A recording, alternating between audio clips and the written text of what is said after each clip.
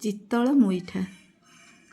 ଉପକରଣ 500 ଗ୍ରାମ ଚିତ୍ତଳ ମାଛର ପିସ୍, 200 ଗ୍ରାମ ଚୋପା ଛଡ଼ା ଆଳୁ, 1 ଚା ଚାମଚ ଜିରା ଗୁଣ୍ଡ, 1 ଚା ଚାମଚ ଗରମ ମସଲା ଗୁଣ୍ଡ, ଗୁଣ୍ଡ ହୋଇଥିବା ଟୁକୁଡ଼ାଏ ଜାଇଫଳ, ଚିମୁଟାଏ ଜାଇତ୍ରୀ ଗୁଣ୍ଡ, ଅଧ ଚା ଚାମଚ ଚିନି, 200 ଗ୍ରାମ ସୋରିଷ ତେଲ, 100 ଗ୍ରାମ ପିଆଜ ଚୁନା ଚୁନା କରି କଟା ହୋଇଥିବ, 1 ଚାମଚ ଅଦା ବଟା, ଅଧ ଚାମଚ ରସୁଣ ବଟା, ଟମାଟୋ କଟା 100 ଗ୍ରାମ, 1 ଚାମଚ ଶୁଖିଲା ଲଙ୍କା ବଟା, 2ଟି ତେଜପତ୍ର, ଚିମୁଟାଏ ହଳଦୀ ଓ ସ୍ୱାଦ ଅନୁଯାୟୀ ଲୁଣ।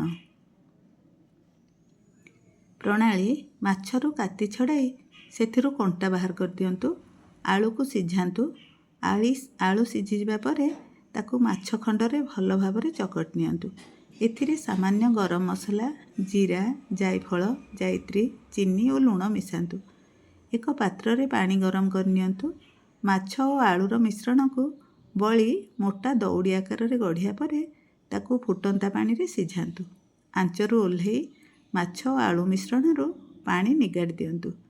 ଏଥର ଏହାକୁ କେକ୍ ଭଳି ଛୋଟ ଛୋଟ ଖଣ୍ଡ କରି କାଟନ୍ତୁ। କଡ଼େଇରେ ତେଲ ଗରମ କରି ପିସ୍ ଗୁଡ଼ିକୁ କଡ଼ା କରି ଭାଜି ନିଅନ୍ତୁ। ଅନ୍ୟ ଏକ ପାତ୍ରରେ ତେଲ ଗରମ କରି କଟା ପିଆଜ, ତେଜପତ୍ର ଓ ରସୁଣ ବଟା ଦେଇ ଭାଜନ୍ତୁ। ପିଆଜର ରଙ୍ଗ ବାଦାମୀ ହୋଇଗଲେ ଏଥିରେ ଅଦା ବଟା ପକାଇ ଘାଣ୍ଟନ୍ତୁ।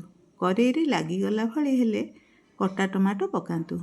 ପରେ ଏଥିରେ ହଳଦୀ, ଲୁଣ ଓ ଚିନି ମିଶାଇ ଭଲ ଭାବରେ କଷନ୍ତୁ, ଯେମିତି ମସଲା ଓ ତେଲ ଅଲଗା ହୋଇଯିବ। ଏବେ ସେଥିରେ ପାଣି ଦେଇ 5 ମିନିଟ୍ ରାନ୍ଧନ୍ତୁ। ତାପରେ ଏଥିରେ ଭଜା ମାଛର ଟୁକୁଡ଼ା ପକାଇ ଅଳ୍ପ ଆଞ୍ଚରେ 5 ମିନିଟ୍ ରାନ୍ଧନ୍ତୁ।